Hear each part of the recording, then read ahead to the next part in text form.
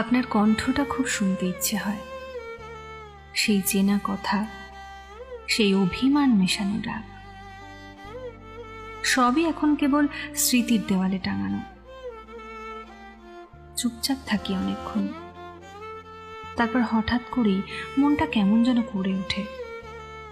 মুঠো ফোনটা হাতে নিই, নম্বরটা দেখতে দেখতে আঙুল থমকে যায়, সাহস হয় না কল করার।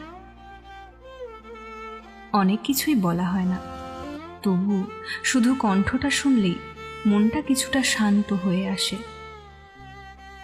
সেই কণ্ঠটাও আজ আর নেই, আছে শুধু নীরবতা।